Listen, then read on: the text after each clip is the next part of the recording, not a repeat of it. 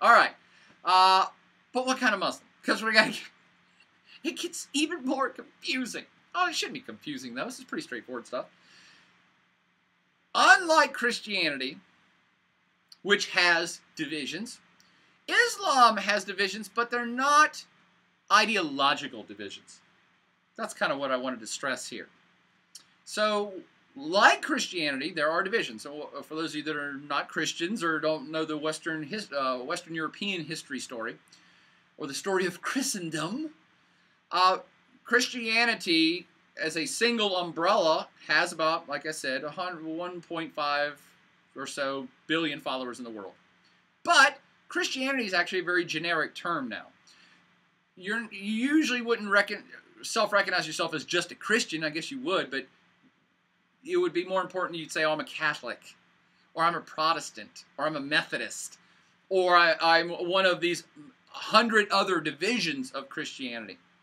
And it's important in Christianity because the divisions are meaningful. And I'm not trying to piss off any Christians here. But what I mean by meaningful is that Christianity used to be singular whole 2,000 years ago. You know, this guy named Jesus was walking around and he taught some stuff, and then they built a Bible out of it, and there you go. And then it went into Europe, and they've had a pope and the head of the religion, and blah, blah, blah. It grows into a worldwide phenomenon. Well, everything was fine and dandy there for the first few hundred years. But by the Middle Ages, there were people in Christianity that were saying, hey, we don't really like this pope guy, and we don't believe that what he says speaks for us. We look at this text, at this Bible, and we read it differently, and we think differently, and we're going to act differently based on our own instincts of how we should worship God. That was a major ideological rift from Catholicism. And in fact, the two sides fought wars. So that's how you get the difference between Catholics and Protestants. Catholics are kind of the old school. This Pope guy's in charge. He interprets the Bible. We do what he says, or follow the rules that the Catholic Church sets about. Got it? The Protestants said, no, we don't. We like the Bible, and we're going to interpret it our own way, and we're not going to listen to those Catholic folks anymore. That's a major ideological difference, that the Protestants say, no, we don't believe that this Pope guy is in charge. That's a big deal. And these two teams fought it out in Europe during these holy wars that happened, reformations and counter-reformations and all this other stuff that made two different major divisions of Christianity. And the Protestants took it a step further, because once you open up the door to personal interpretation of the Bible to do what you want to do with it, that's why Protestantism isn't a singular whole. There's all these other things like Baptist and Lutherans and Methodist. All those are subdivisions of Protestantism, because they're all interpreting the Bible the way they want to interpret and making up their rules along the way. Does that make sense? So Christianity has lots of different divisions, two major ones that are based on pretty profound ideological differences. The Protestants say, we don't have to listen to the Pope, we're going to talk straight to God. The Catholics would say, no, we have a hierarchical thing where the Pope's in charge. That's a big difference. Now, why did I just tell this big story of Christianity when I'm talking about Islam in the Middle East? Because there actually are two different flavors of Islam, but the point I'm making here is that I want you to write down is it's not an ideological divide. It's not anything like the great schism, the great division in Christianity. It's more, and I don't know how to say this without possibly offending some Islamic folks, but this is my understanding after talking with Islamic folks. It's more of a not ideological difference. It's more of a kind of more trivial nuts and bolts, how you actually just do some things, differences. I didn't say that very well. It's not very eloquent, but it's more of a how you interpret the actual practice. So they all of Islam, they all believe in all the big things. All of them agree on the 99% of the script. But the two divisions kind of arose early on of, okay, how do you follow the script? That's the main difference between the two main branches of Islam, and those branch names are Sunni and Shia. Sunni and Shia. S-U-N-N-I, Sunni, S-H-I-A, Shia. All right? So how did these divisions come about? The main point here is where they are geographically. But let me kind of define how they came about so you'll remember it better. It wasn't a big holy war like what happened in Europe. It was more that upon the death of the Prophet Muhammad back in, I believe, 632 AD, okay? So again, we're talking 1400 years ago. When the Prophet Muhammad died, he was the leader of the religion, okay? When he died, he did not have a clear-cut successor, right? So he didn't have someone second in command that he said, oh, this guy's going to take over when I die. To be the person that carries Islam forward and holds the traditions and explains things and is judge and jury, all that stuff, okay? He didn't have one of those people picked out. So when the Prophet died, a kind of fight broke out. This is typical. Anytime you don't have a clear successor, people are going to scramble and say, well, I want to be in charge. No, we want this guy to be in charge. Or we like this other guy to be in charge. And that's kind of what happened with Islam. So in the 630s AD, there was a kind of battle for control of the religion. And here's how you remember it. The Sunnis, Sunni side, the Sunni division, Team Sunni, said, okay, well, we are going to follow one of the Prophet Muhammad's main commanders, his kind of true second lieutenant, the guy who was kind of really beside him during all these wars of conquest and the formation of the faith. He had a right-hand man. We're going to follow the right-hand man who has no family relation, no family tie. He's just a good dude, good Islamic guy, been there the whole time. We're going to follow him. There were other folks, the Shia, Team Shia, who said, we think it should be a family lineage thing. And not to make fun of Shias, but that would have been a very predictable thing to say 1,400 years ago, because most folks lived for most of human history under a monarchy regime. So, whoever, that's like a royal family's in charge, and once the father dies, the son takes over. The prince becomes the king. So that would have been a logical thing to do as well. And the Shia said, well, there's this guy who's his cousin. We think he should, or maybe his uncle, I can't remember, help me out, Islamic scholars, tell me who was supposed to be the successor. The Shia said, we're going to follow this cousin or uncle of Muhammad. We think he should be in charge. And fracas broke out. And there was some fighting, and actually there's some, I don't know much about Shia Islam, but there's one particular religious holiday where it centers around the death of Ali, who I'm pretty sure was Muhammad's cousin. So he was killed in one of these battles for control, and the Shia following still to this day recognize that as a big kind of holiday. I think they even men flog themselves, and there's pain and suffering involved. It's a very big deal to Shia Islam. It doesn't mean anything to Sunnis. Okay, so that's really what this division's all about, and that's really it. They mostly still pray the same way. They mostly still have the same types of mosque. They all do follow the Quran. There's not a whole lot of new religious text that Shias have that Sunnis don't, or that Sunnis have and Shias don't. That's not really the case. It really was, who did you follow, or who did you think should be in charge after the Prophet Muhammad died? So in the bigger picture, it's a kind of trivial difference. However, over the course of the last millennium, yes, some practices between the two groups have differed. Sunnis may do things this way, Shias do it slightly other. As I've just pointed out, Shias recognize this religious holiday, Sunnis don't recognize that. Sunnis may recognize something else that the Shias don't. You see how that works. This feels like a way trivia question, and I don't like trivia questions. I only like to teach you stuff that's important, but this does seem like a small fact, but go ahead and know it now. We'll put it on the test. One of the things that I do know that is different between Sunni and Shia is kind of the religious hierarchy. Sunnis don't really have a religious hierarchy.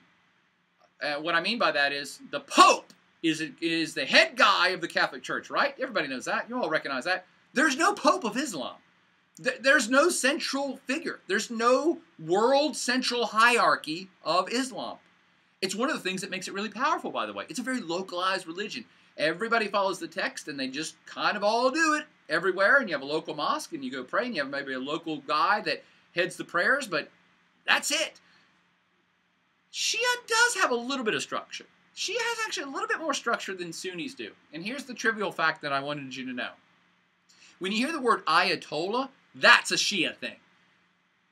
Booyah! Maybe this already lighten up because you've heard of, oh, the Ayatollah of Iran. That's right, because most of these Shias are in Iran.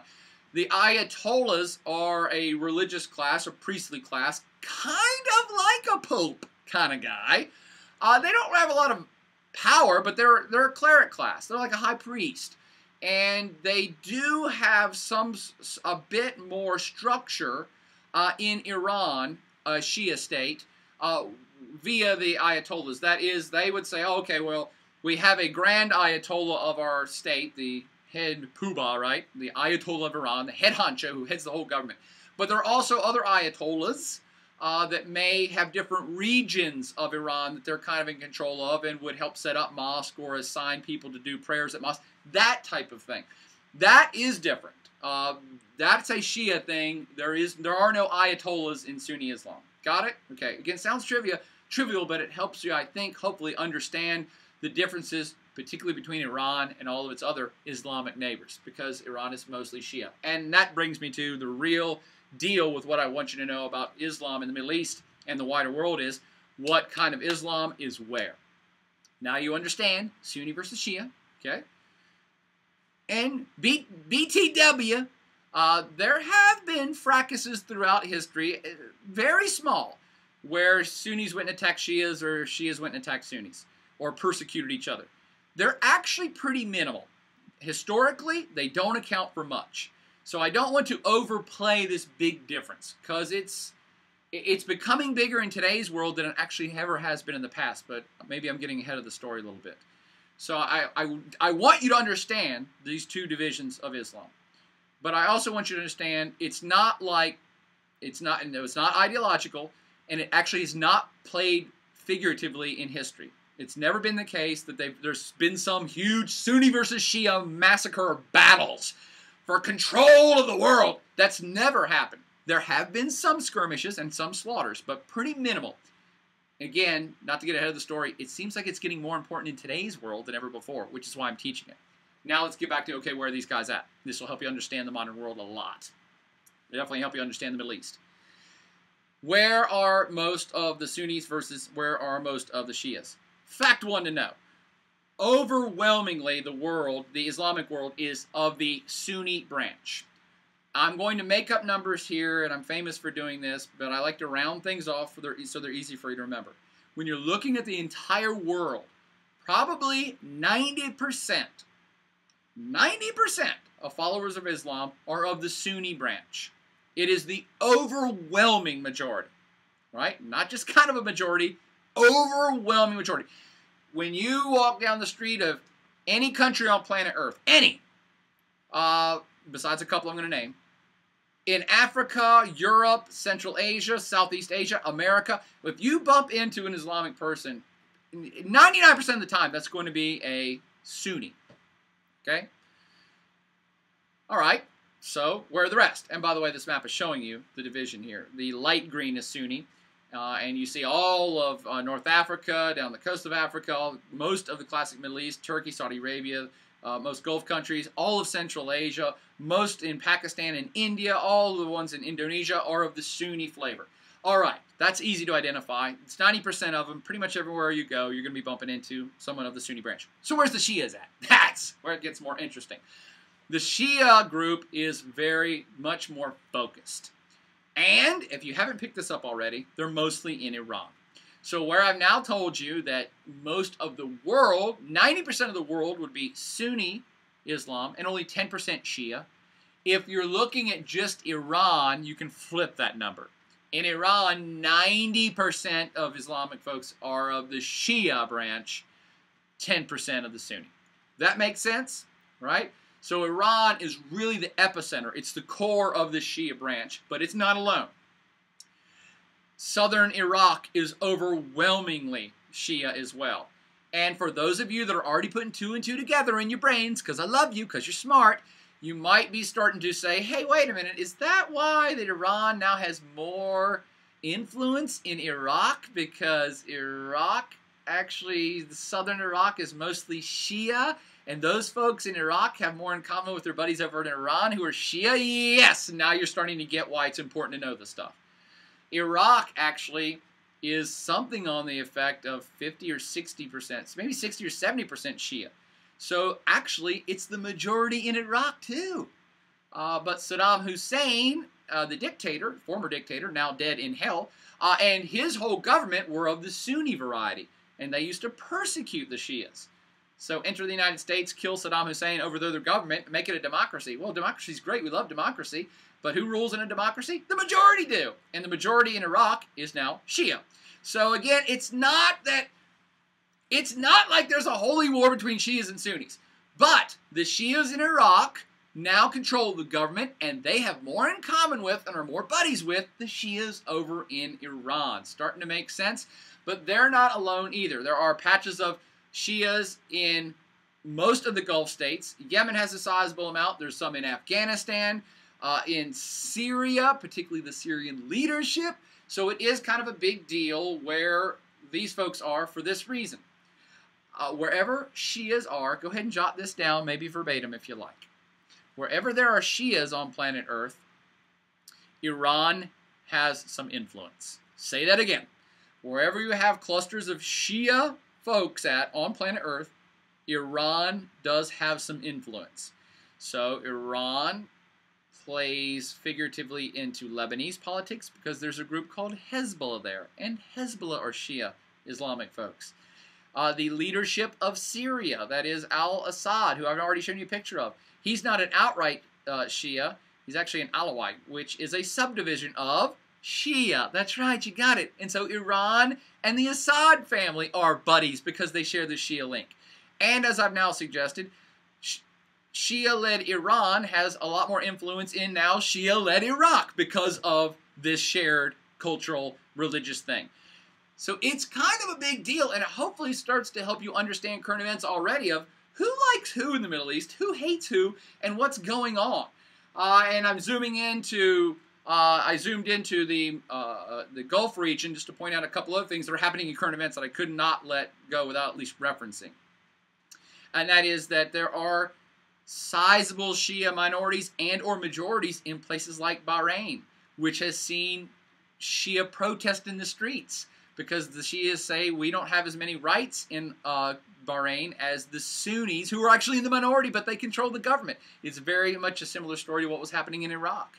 And people in Bahrain, and actually even in Saudi Arabia, say, all those uppity Shias that are protesting in Bahrain, they're being influenced by Iran. Oh, the evil hand of Iran is behind all of these protests. And Iran is funneling money and guns to Hezbollah, who's a terrorist group in Lebanon. And Iran is supporting the dictator al-Assad in Syria because al-Assad is a Shia, or a sub-branch of Shia. And there's actually Shias down in Yemen. And al-Qaeda's down in Yemen. And al-Qaeda must be a Shia influenced, and Iran must be funding them as well. You see, by the way, I'm not saying all these things are true. I'm saying this is the division that's starting to become more important across the Middle East. Quite frankly, it has nothing to do with the religion. Sunnis aren't mad at Shias because they have Ayatollahs or because they are followers of Ali 1,400 years ago. No one really cares about that at all. It's more that Iran has a lot of Shias in it, and Iran is a competing force in the Middle East against, say, Saudi Arabia or other entities, and it just so happens they're Shia. So, again, I'm not saying this very eloquently, but it's important. There is no real major battle between Sunni and Shias. It just so happens that the teams that are fighting for power in the Middle East, the Shia or Sunni things helps define them. So it's Iran that's a big power player that's trying to gain power in the Middle East. And they're doing it via their Shia ties. Does that make sense? And Saudi Arabia and a lot of other Arab Sunni leaders really hate Iran. Not because they're Shia, they just happen to be Shia. And the Arabian team just happens to be mostly Sunni. Does that make sense? Maybe I'm saying the terms too many times. I'll let it go for now. We'll come back to it. And just so you know, there are some other religious groups. This is perhaps a better map of Sunni versus Shia religious groups just in the core Saudi Arabian Peninsula. But there are some Christians there. People forget this fact. Christianity actually is from the Middle East. Interesting side note that's largely forgotten. You know, Jesus and all those dudes, yeah, they were hanging out in the Middle East. They came up with their religion, and then it happened to flourish and proliferate mostly in Europe, and it doesn't exist a lot in the Middle East anymore. But there still are Christians there, as well as Druze, as well as Jewish folks. That we'll come back to that. Very critical exception here in just a minute. Now, before we get off of the Islam thing, we say a couple other things that while the faith itself has the Quran as a text, is its main text, Islamic folks would say that they are part of the Western religious tradition, meaning that Islamic folks would say, well, there was the Old Testament. Okay, the Jews came up with the Old Testament, and these were folks that prayed to a single God. And then Jesus came around, and him and his people wrote the New Testament, and they all prayed to the same God that the Jews were praying to. And now the Prophet Muhammad came along, and we now have the Quran, and this is part of the same tradition. Does that make sense?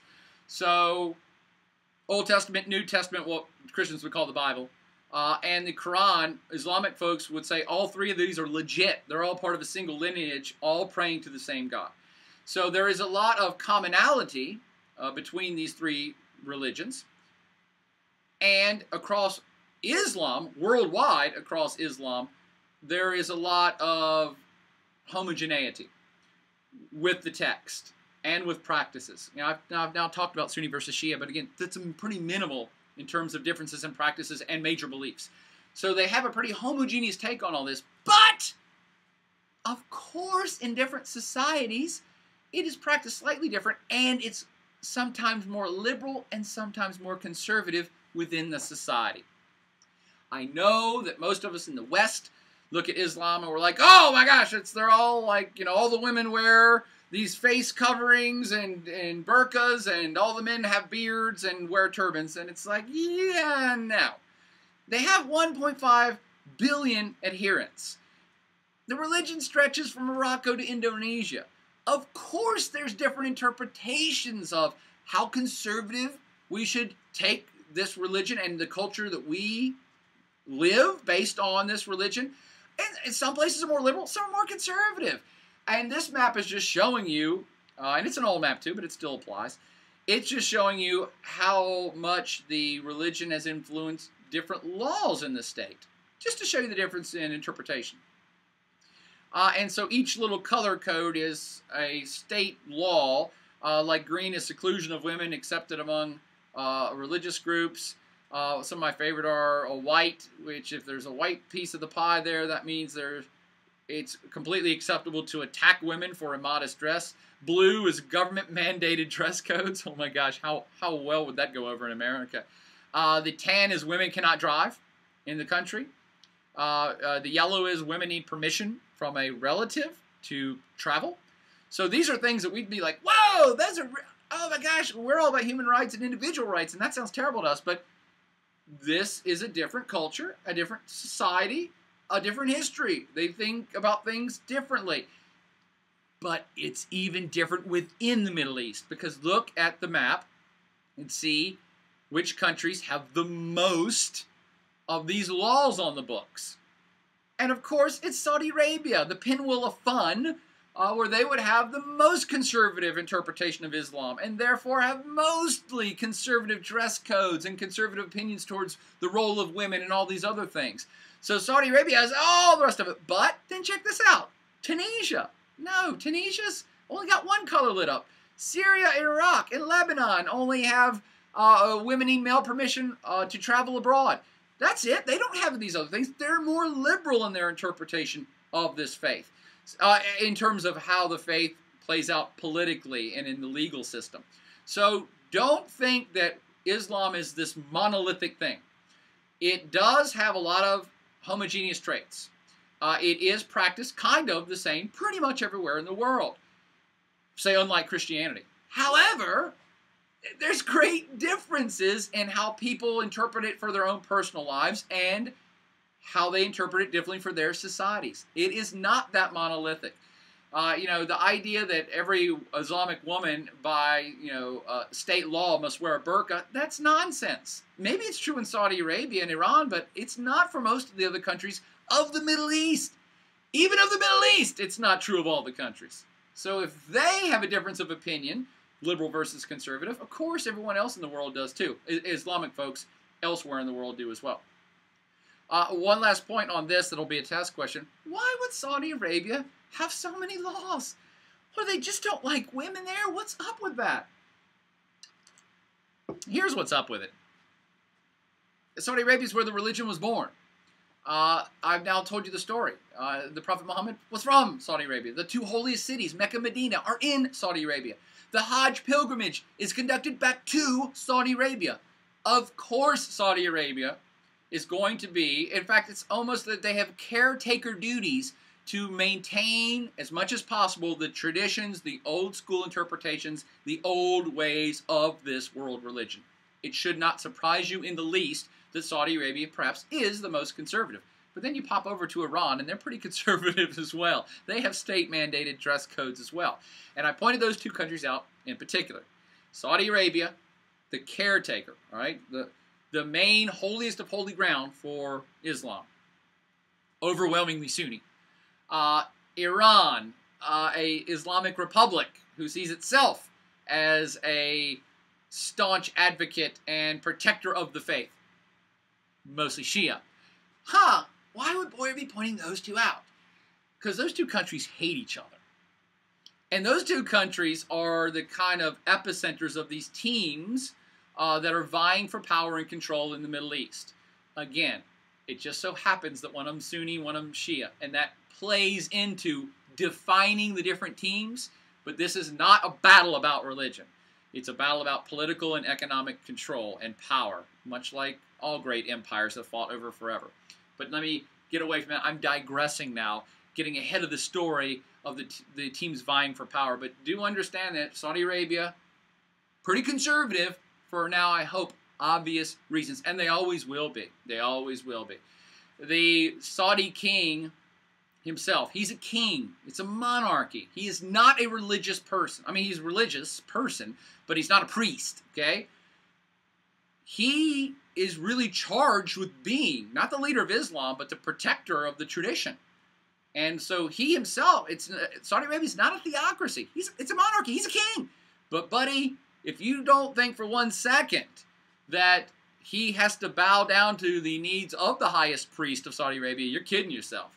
So it's a very, it's almost the way that Europe used to be, that the Pope would go, say, crown Charlemagne and be like, oh, I have the power vested on me by God to give you the crown, so you're the king. And then the king had to turn around and say, oh, well, I guess if you just gave me the power, that means you had the power, so I have to respect and protect you. See that symbiotic relationship? That's kind of the way Saudi Arabia is right now. He's a king, but of course he has to keep the really conservative kind of priestly class happy, because they could bring down his power, probably, so he has to kiss up to them a little bit, but they also kiss up to him a little bit because he's in charge of the state. Does that make sense? That kind of symbiotic relationship. Iran's a slightly different story we'll get to in a little bit. Now, of course, there's a huge exception, and I'm almost done. How long have I been going, Katie? I'm almost done, okay? There's a gigantic exception to this homogeneous trait that the whole Middle East is Islamic, because, of course, there's Israel. And Israel is not Islamic, and they're not Christian either. They're Jewish. That exception is so gigantic, and the state of Israel and the whole history of it is so important to what's going on planet Earth, that I'm actually going to pass by this slide and do a whole separate section for you just on it. How about that? Let's end this, though, with what's the last homogeneous trait of the Middle East? When we think of the Middle East, what do we inherently think of? Most Americans, I believe, would say, whew, conflict. Seems like people are just fighting there, and they've always been fighting, and we're fighting there, and there's American soldiers there, and there's NATO soldiers there, and there's UN soldiers there, and there's people fighting this, and Iran and Iraq had a war, and there's suicide bombers there, and extremists there, and yes, this is a region that is rife with conflict. And that's not even getting to the current events of the last 2 years with internal political dissent and uprisings and overthrowing governments and overthrowing dictators. This is a violent arena politically. And maybe it has been for a while. Before I even take the next slide, I want to apologize to all my friends from the Middle East who have approached me actually in the past and say, hey, boy, that's really unfair. It's unfair to say that our whole region is defined by conflict, because wars happen everywhere. I mean, China's had lots of wars, and India's had wars, and America's involved in lots of wars. And I agree. I say that is true. Every region we've talked about, and all the regions you've read about in the book, all of them have had wars in the past. All of them have multiple wars. Some of them are involved in current wars. But, no offense to my Middle Eastern friends, not like the Middle East. Quite frankly, you have every conceivable type of conflict that you could dream up is currently happening in the Middle East. Currently! And for the last 100 years. So where there are places do have wars. There's been a couple of world wars in the last 100 years. Only the Middle East as a region, looking at the whole, is the only one that I can identify on the planet that conflict almost identifies them. It's an identifiable trait. It happens so frequently and so consistently and in so many different ways that, yes, it is a violent arena. It is a region that conflict helps define. So I don't mean to offend anybody there, but it's a tough place. And they got a ways to go before they get out of the kitchen. And what am I talking about when I said that, oh, there's all kinds of different conflicts? Okay, well, we can kind of look at why countries fight, and that's a whole other lecture. Why would sovereign states fight? Hell, let's not even pick on states. Why do people fight? Why would tribes fight each other? Why would a small group of people go blow stuff up? Why do people take up arms and go try to kill other people? And there's a whole bunch of different reasons. The United States is currently involved in wars right now, and the United States would say, hey, look, it's all about security for us. We don't want nothing. We're not trying to take over territory. This isn't a religious war. We're fighting for security.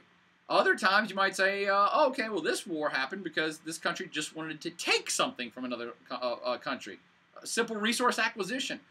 You might have other wars, like the religious wars of Europe that I talked about, where it's an ideological battle for control of the Christian faith.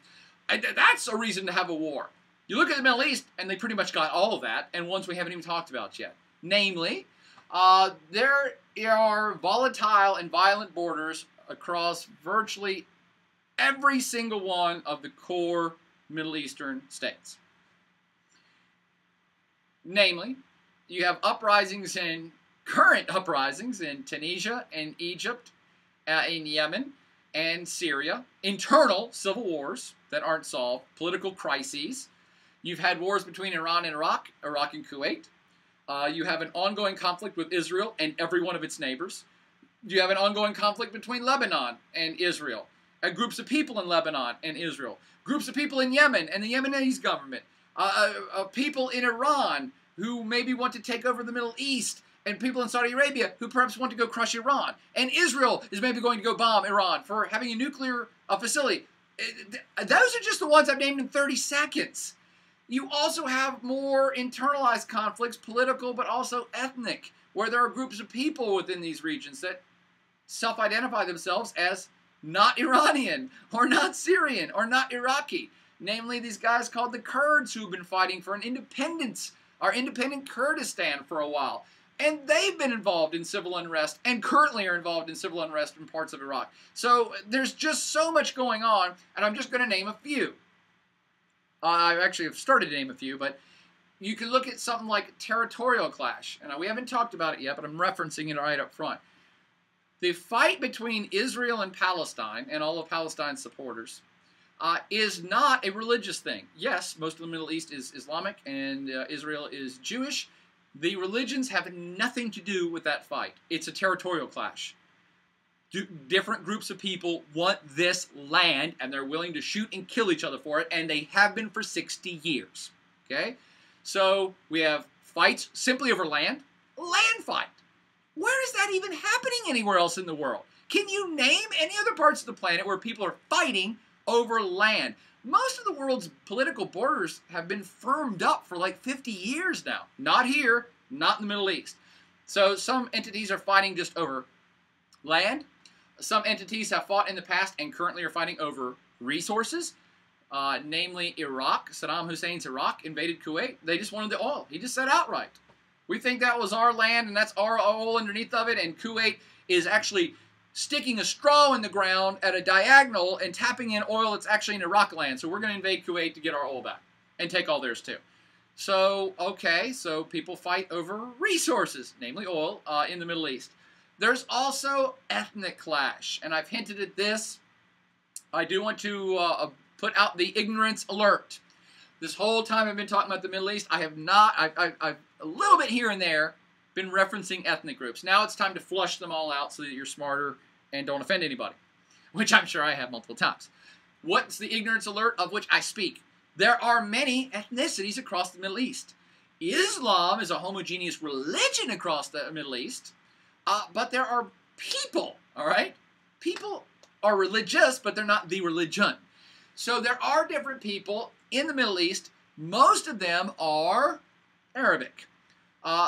This is an ethnic group from, surprise, surprise, the Arabian Peninsula. Yeah, Arab people are from the Arabian Peninsula. What a shock. Oh, they're from a country called Saudi Arabia on the Arabian Peninsula? Yes, they are the majority ethnic group across all the Middle East, but their roots are in the Arabian Peninsula. And they have their own history and the way their traditions and their dress and their diet, you know, that's part of being a different ethnic group. You have these self-identified things. During the height of the Arab Islamic Empire, which I've now already referred to, Arab people spread out from the Arab Peninsula to go across all of North Africa and further afield into places that are now Iran and Iraq, okay? So Arab peoples from the Arabian Peninsula do predominate most of North Africa and the classic Arabian Peninsula. And here's where it gets tricky. Most Egyptians are Arab. Most Sudanese in North Sudan are Arab. Most Algerians are Arab. And you're already like, wait a minute, I thought Egyptians were Egyptian. Yeah, they are. Egypt is a political entity. Algeria is a political entity. The people are ethnically mostly Arab. Got it? Okay? So look at those states. Most people in Iraq are Arab descent. Most people in Syria, Arab. Palestinians, Arab. Jordanians, Arab. Some Moroccans, Arab. Some Mauritians, Arab. So that's the main ethnic group. But they are not alone. And the differences are really the key to understanding a lot of the conflict in the Middle East. Namely, who else is in the Middle East that is not Arab? Okay, how about the Turks? I'll pick on them the first because I don't even count them as part of the Middle East, something I've said 10 times now. They're Turkic. They're the ones who formed up the Ottoman Empire. Turkic roots are actually from Central Asia. So these Turkic dudes from Central Asia, like 1,000 years ago, migrated into what's now Turkey and then created the Ottoman Empire. They're not Arab, all right? So they're different. They're both Islamic, okay? Most Turks are Islamic, most Arabs are Islamic, but they're two different ethnic groups. Two different languages, all right? So difference there. Also, we have Hebrew, and that would be most Jewish people are of this ethnicity, Hebrew or Jewish. You can count either one of them as an ethnicity that are centered in Israel in today's world. Look at that kind of green blob over there that's scattered throughout North Africa. Berber. Berber is kind of the core of Moroccan heritage, ethnicity, civilization, whatever you want to call it. The ones I've also already pointed out are the Kurds, the brown blob that is located in Syria and in Turkey and in Iran and in northern Iraq. These are a nation without a state. We've already talked about them in this class. And Kurdish are not Arab. And they're not Turkic either. These are distinct groups of folks. And finally, but without minimizing the importance of this group, is the Persians. Hopefully we've referenced this in different parts of this class, but Persian folks, and that is what we would call modern-day Iran, are not Arab. They have not historically been Arab. They've never been Arab. In fact, if you went back 3,000 years ago, the Persians are the ones that controlled most of the Middle East and were beating the hell out of people like Alexander the Great. So the Persians, centered in Iran, are a different ethnicity than the Arab. And both of those entities, Persians and Arabs throughout history, and even the Ottomans, the Turkish Ottomans, have controlled big parts of the Middle East, if not the Middle East as a whole. And these are all powers that in today's world, different groups in today's world, that might be vying for control or influence even now. Oh yeah, now hopefully you're starting to piece these things together. Oh, okay, there's even though I'm looking at the Middle East and it seems all homogeneous as an outsider, now hopefully you're starting to see that yes, there are some big differences from within that do explain a lot of the conflict, or let's just say friction, between different entities within this region. And of course, it's compounded with religion that I've now already pointed out, perhaps in too much detail. And political. I say combined with religious political clash. Let's just stick with the religion there for a minute. I've now told you, okay, Persians are different from Arab, and they have, you know, contested for control of the Middle East in the past, and maybe they still are. They also are different religiously. So again, it helps define the teams. Iran is Persian and Shia. The rest of the Arabian Peninsula, or the vast majority, is Arab and Sunni. Oh, now we got two main teams, and this has manifested itself the most recently, I think, in the Iran-Iraq War, a war that broke out between 1980 and 89, where a lot of the Team Arab, as I like to call them now, with the backing of the United States, really hated Iran. We didn't like Iran. We thought Iran was getting too powerful, so we put Saddam Hussein, a Sunni, Arab, we put him up as a shield and said, hey, Saddam, here's some money and guns, go attack Iran. And that's exactly what they did in a bloody 10-year war where millions were slaughtered and amounted to nothing, was the Iran-Iraq War. Again, this is a manifestation of these differences within the Middle East in a very brutal conflict. You also have Hezbollah in Lebanon, I've referenced, a group that its main function is to destroy Israel, I think. At least that's what they say. And they are Shia-based. And so Iran floats money and guns over to their Shia buddies in Hezbollah, who then launch rockets and blow up stuff in Israel. And that upsets not just Israel, but other Arab states who say, look, you're destabilizing Arab Lebanon with this stuff. There's internal conflicts within countries.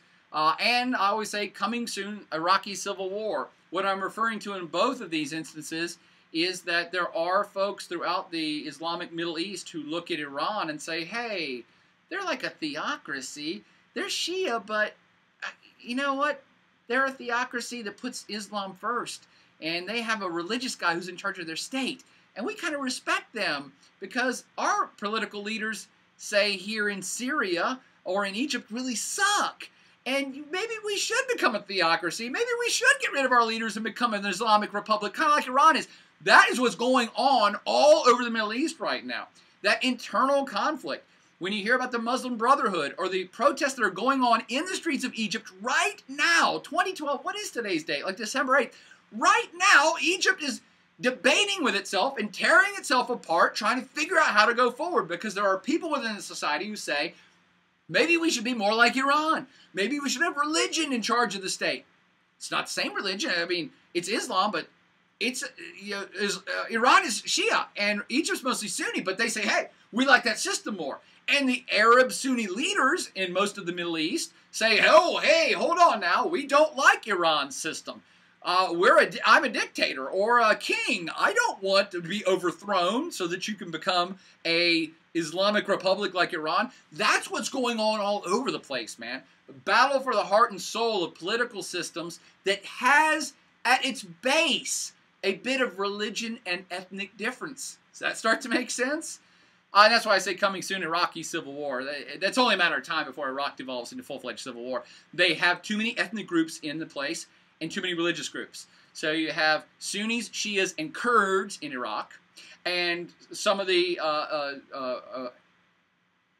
Sunni, Shias, Kurds. Oh, let me back up. They've got Arabs, Arab, Persian, Kurd in Iraq. Then they also have Sunni Arab and some Sunni Kurds and Shia Persians and Shia.